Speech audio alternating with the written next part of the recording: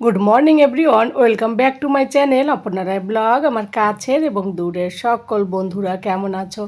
আশা করি যে যেখান থেকে আজকের ব্লগ ভিডিওটি দেখছো সকলে ভালো আছো এবং সুস্থ আছো। আমরাও তোমাদের ভালোবাসা ঠাকুরের আশীর্বাদে বেশ ভালো আছি। এই দেখো না, আজ হচ্ছে সানডে, আর সানডে মানে তোমরা তো জানো কোথাও না কোথাও আমাদের বেরোনো হয়। তো তাই বেরিয়ে পড়লাম ভাগলপুরের উদ্দেশ্যে। তো চলো সঙ্গে থাকো, পাশে থাকো, আশা করি ব্লগটা আজকের খুব তোমাদের ভালো লাগবে। তো আমরা পৌঁছে গিয়েছি বিহারের মধ্যে, মানে ঝাড়খণ্ড পেরিয়ে বিহারের মধ্যে ঢুকেছি।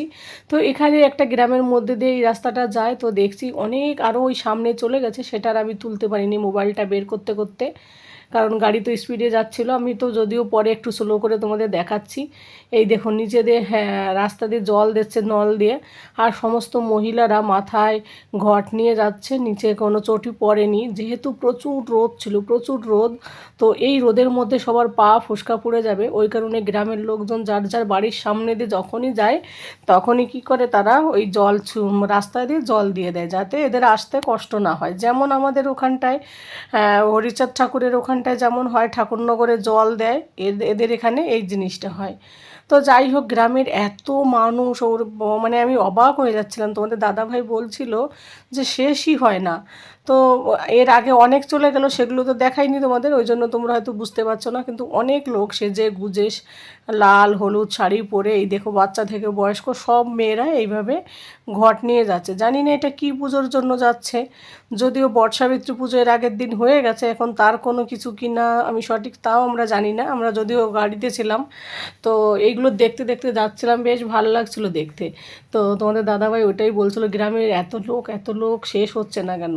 তো পুরো আধা কিলোমিটার জুড়ে এরা এরকম রাস্তা দিয়ে যাচ্ছিল আর কি। তো এইগুলো দেখতে দেখতে আমরাও অনেকটা দূর এগিয়েও যাচ্ছিলাম আস্তে আস্তে করে, আর প্রচুর রোদ ছিল। মাঝখানটায় আবার কিরণের আবার উল্টি এলো, তো ওর আবার গাড়িতে একটু উল্টি হয় বেশি দূর জার্নি করলে, মানে ভাগলপুরটা এলে বেশি হয়, কারণ মাঝে মাঝে রাস্তাটা গলি গলি থাকে, তো ওই কারণে। তো ও যখন উল্টি করে, যেহেতু ও মাঝখানে বসেছে, আমি সাইডের জানলার সাইডে বসেছিলাম, তো তখন আমাকেও ওর সঙ্গে সঙ্গে বেরোতে হয়। বেরিয়ে মুখ, এত রোদ দেখে বোঝা যায়, মানে গাড়ির এসিতেও মনে হচ্ছিলো কাজ হচ্ছিলো না, এতটা রোদ ছিল। তারপর অটোমেটিকলি আমরা পৌঁছে গেলাম 1টা বাজে।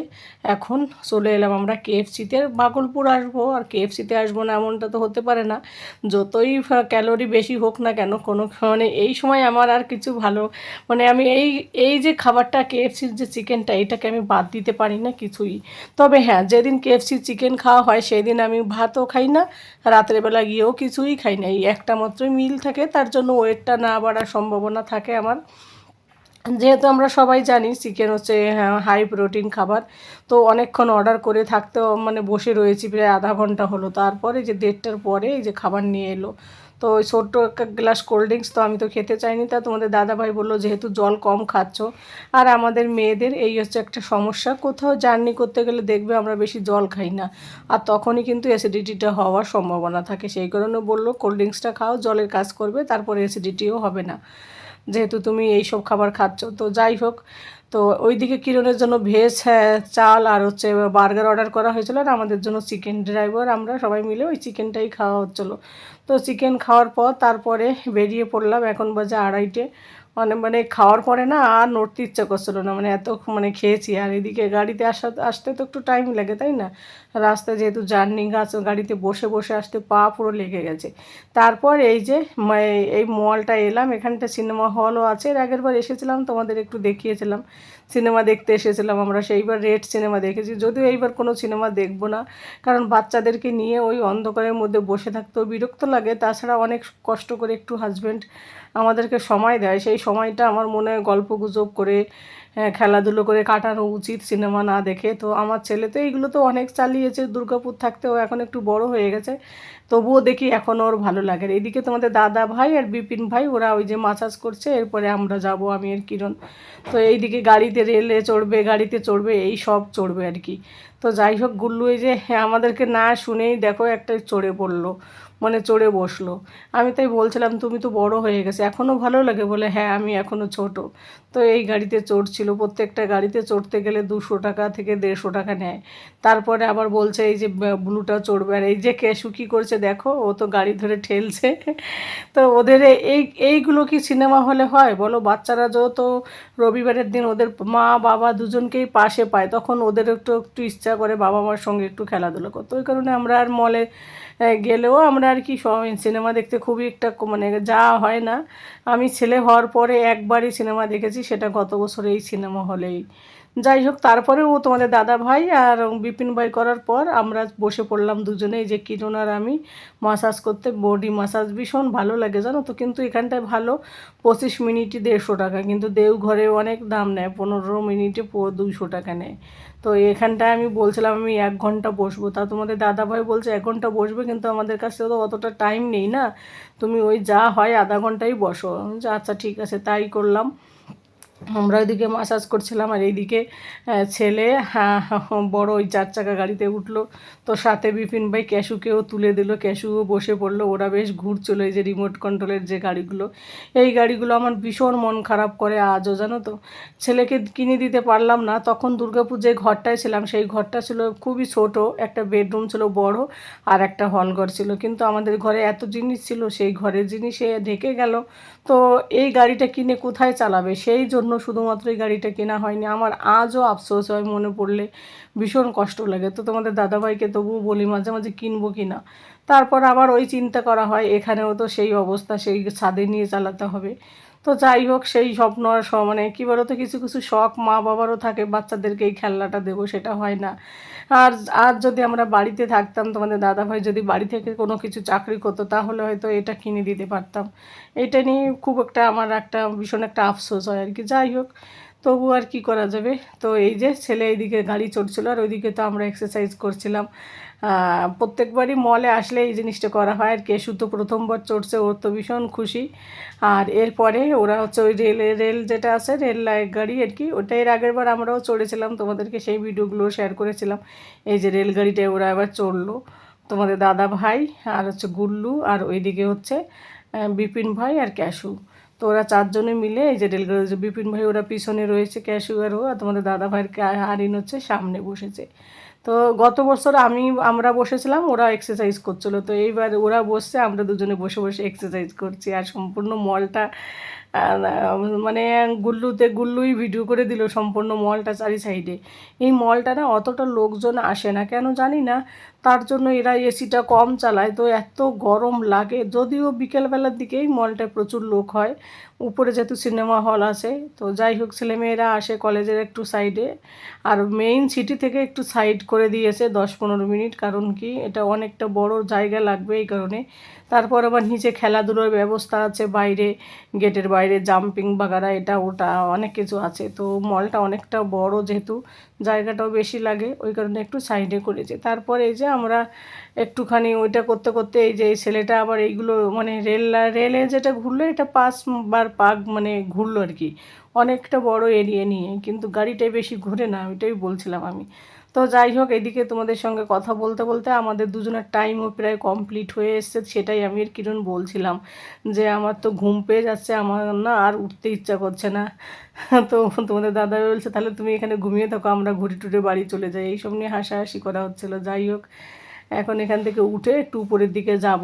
আবার ওইদিকে বিহারের, হ্যাঁ, ভাগলপুরের যে ব্রিজটা, ওভারব্রিজটা ভেঙে গেছে গঙ্গার উপর, সেই ব্রিজটাও ওখান থেকে দেখা যাবে। বীভৎস কাণ্ড, ভীষণ বড় ব্রিজ অ্যাকচুয়ালি, মানে প্রায় 2-3 কিলোমিটার নিয়ে আর কি ব্রিজটা, সেই গঙ্গার আর কি। তো গঙ্গার উপর দিয়ে গিয়েছে ওই ব্রিজটা, মানে সবাই বলছিল যা এখানকার লোকাল লোক, যে 20 বছরের মধ্যে ভেঙে গেল কেন জানি না। সেই ব্রিজটা আর কি উপরের থেকে দেখা যাবে। চলো তাহলে, আমাদের এক্সারসাইজ খতম, তো এখন আমরা উপরের দিকে যাব। তো লিফটিতে করে বন্ধুরা উপরের দিকে চলে এলাম। এই যে গঙ্গা, গঙ্গা ওই যে উপরে, মানে এই যে প্রথমে যে জলটা না, এটা কিন্তু গঙ্গার সাইডের থেকে জল এসছে। এর পরে যেটা, সেটা হচ্ছে গঙ্গা। তো তোমাদেরকে আমি জুম করে অবশ্যই দেখাবো কোন সাইডটা ভেঙেছে, কিন্তু কেউ মানে কারোর কোনো ক্ষতি হয়নি, যদিও আগে থেকে বুঝতে পেরেছিল যে সামনে মানে এরকম একটা প্রবলেম চলছে। সেই সময়ই সবার যানবাহন বন্ধ করে দিয়েছিল, সেই কারণে আর কি হয়নি আর কি, কোনো মানুষের কোনো ক্ষয়ক্ষতি হয়নি, মানে করে দিয়েছিল। এখন ওই পারের লোক এই পারে আসতে পারে না, খুব একটা সমস্যার মধ্যে আছে এখানকার লোকজন, সেটাই বলছিল। একজন লোক বলছিল যে ওপারে আটকে গিয়েছি, আমাকে 2 দিন লেগেছে আর কি, ভাগলপুরে আসতে, অন্য রুট দিয়ে ঘুরে ঘুরে আসার একটা 2 দিন লেগেছে। তো এই হচ্ছে সমস্যা, এই যে অনেকে নৌকো পার হয়ে যাচ্ছে, তো মানে লঞ্চ পার হয়ে। তো এটা তো ছোটো একটুখানি, কিন্তু ওই সাইডে গঙ্গাটা ভীষণ বড়। আর এদিকে দেখো রেস্টুরেন্টটা, যেহেতু দুপুরবেলা এখন 3টে বাজে, পুরো রেস্টুরেন্টটা 3টে 3:30 বাজে, পুরো রেস্টুরেন্টটা ফাঁকা, আর এসি নেই, একদম গরম। এত মানে কি বলতো, এসি চালিয়ে বা এরা কী করবে, এদের তো লস না, যেহেতু লোকজন নেই এই মুহূর্তে।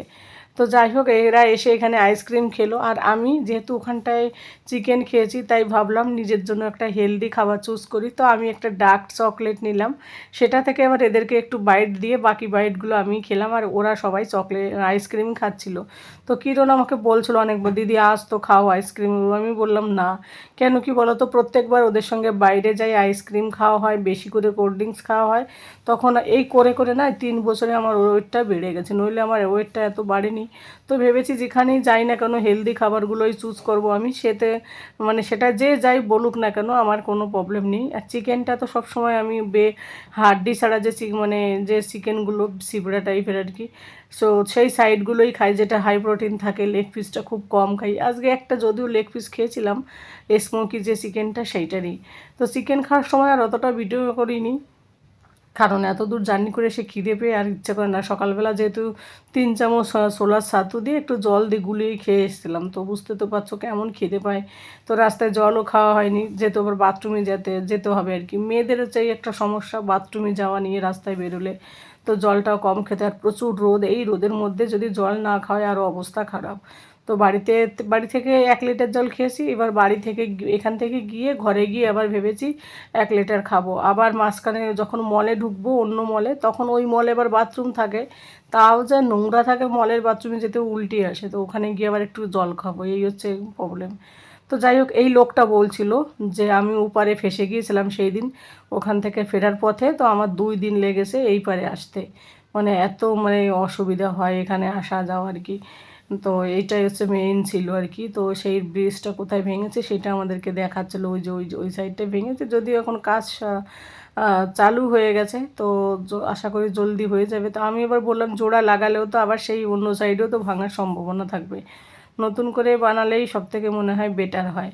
তো যাই হোক, এইসব নিয়ে কথাবার্তা বলছিলাম। তো এখন আমি বললাম তারপর যে এত গরমে থাকতে পারছি না, যেহেতু এসি চলছে না, চলো আমরা এখন শ্রী সঙ্গমে যাই আর কি। তো তারপর শ্রী সঙ্গমে চলে এলাম। এই দেখো, এই ওখানটায় গল্প করে থাকতে থাকতে ওখান থেকে এখানে আসতে আসতে 5টা বেজে গেল, কারণ যেখানেই যাওয়া হয় 2 ঘন্টা সময় চলেই যায়। তো এখন আমরা এই যে শ্রী সঙ্গমে অনেকবার ঢুকেছি, তোমরা তো জানো মলটা ভীষণ বড়, আর ভাগলপুরের সবথেকে বিখ্যাত মল কিন্তু এটা।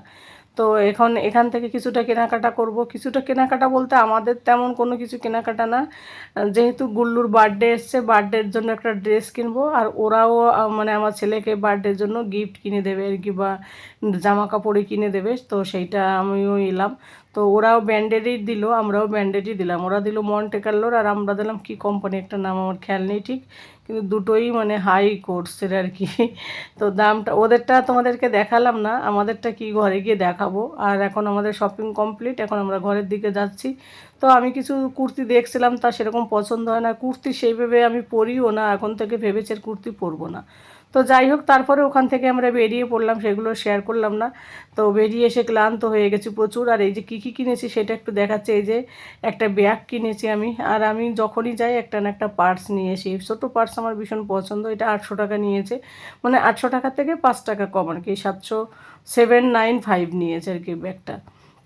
আর ছেলের জন্য যে হ্যাঁ বার্থডে স্পেশালের একটা তো অনলাইনে অর্ডার করা হয়েছে, তাছাড়া আবার ওখান থেকে যে একটা মানে ভালো কোম্পানির ব্র্যান্ডেড কোম্পানির একটা ড্রেস নিয়ে এসেছি, দাঁড়াও দেখাচ্ছি। আর কোনো কিছুই কেনা হয়নি, এই যে শ্রী সঙ্গম থেকে যেটা কেনা হয়েছিল। তো ওর জন্য দুটো হাফ টি শার্ট নেওয়া হয়েছে, আর বার্থডে স্পেশালের জন্য ড্রেস নেওয়া হয়েছে, এই যে ব্ল্যাক কালারের একটা, আর এই যে একটা ব্ল্যাক কালারের এই প্যান্টটার দামটাই 2100 টাকা, মানে কি বলবো, এইটুকুন বাজার, তাও 5,000 টাকার বেশি বাজার হয়ে গেছে কয়েকটা জিনিসেরই।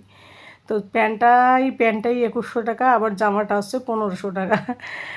তো বাচ্চাদের এই জামা দিয়ে কিন্তু ব্লেজার হয়ে যেত 4000, 4500, 3500 সম্ভবত দাম বাবুর এই জামা প্যান্টটা। তো যাই হোক, এইটাই ওকে বার্থডের দিন পরাবো। বার্থডের আগে মানে 2 দিন হবে বার্থডে, এবার অফিসের স্টাফদের একদিন পার্টি দেওয়া হবে বার্থডের আগে, আর ও বার্থডের দিন হচ্ছে বাচ্চাদেরকে নিয়ে করবে। তো এটা অফিসের পার্টি যেদিন হবে সেদিন পরাবো।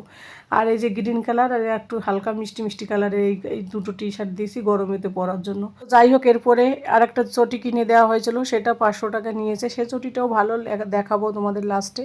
তার আগে বলছি বন্ধুরা, ভিডিওটা আর বেশি বড় করব না। যে যেখান থেকে দেখছো সকলে ভালো থাকো, সুস্থ থাকো এবং সাবধানে থাকো।